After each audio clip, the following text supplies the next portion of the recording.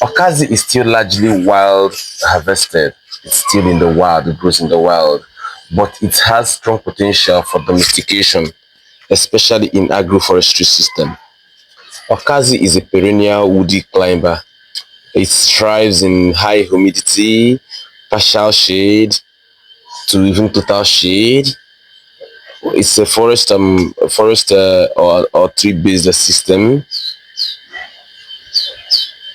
It has slow growth but long productive lifespan. Though the ones already domesticated grows fast, yeah, faster than the ones in the wild.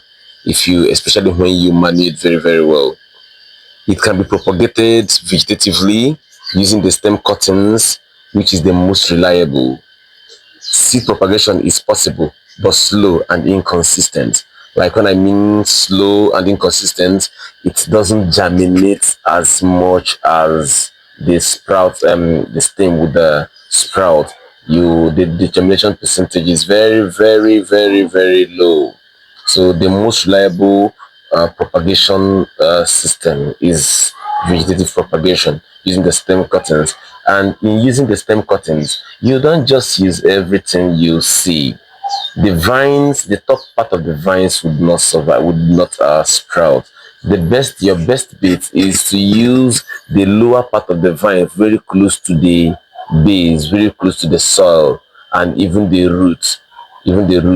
So you cut that low part of the stem that is already well established, well lignified, that is strong enough. Bury it in the soil where there's adequate moisture, where there's adequate moisture for it to survive. So that's the best way to propagate Ọkazi. So there are some challenges: low establishment. It requires support structure, like you need to stick it like the way we stick the one in I showed in the previous video. There are no improved varieties at the moment. Yeah, improved varieties are very, if there are, they are very low. Though there are so many varieties, like there is not as if the varieties are distinct, but you can identify them. Yeah, some have broader leaf, while some are the leaves are narrower. So but all of them nutritionally are almost the same. Yeah, like I said, there is still limited improved varieties and poor extension awareness. The awareness about Ọkazi is still not there, and that is why it is still predominantly consumed by people living around the southeastern Nigeria and southern Nigeria. Yeah, in southeastern Nigeria, it's called Ọkazi. In around the southern Nigeria, they call it afang. It's a very special vegetable. It's in climate smart agriculture. It's very good for climate smart agriculture, biodiversity conservation, and income generation for rural households. Yeah, not I will tell you my little experience. Even those in urban areas can still do it. Once you have little land, the slightest land around you, you can still use it. That's my belief. So Ọkazi fits perfectly into sustainable indigenous food system and deserves more research and extension support. And that is what we are doing here. This is part of the extension. And I want to tell you, you that is looking for a job, that doesn't have anything doing, looking for a white collar job, Ọkazi falls within the vegetables you can grow with little or no naira involved. All you need is just the land and your time and energy. And it's the price, the cost of Ọkazi sells far higher than every other crop, every other vegetable in the Nigerian market.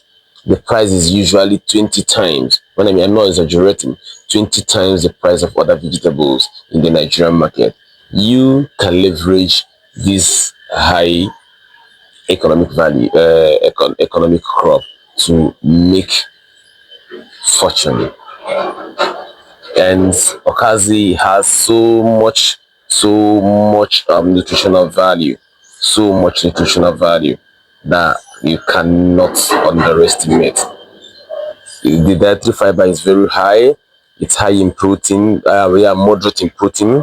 Vitamins, it contains vitamin A, which is good for your eyes and your immune health. It contains vitamin C, which is an antioxidant, and for your immune support.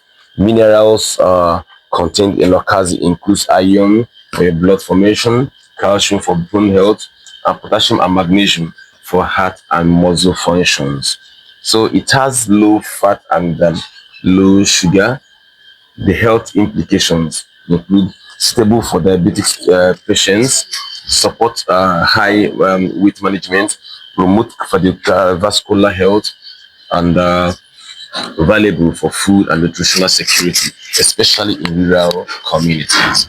So subscribe to our channel, follow us even on Facebook, Donald Ihatru, to learn more about other vegetables and other vegetables and some other crops that we farm around here. Thank you and remain blessed.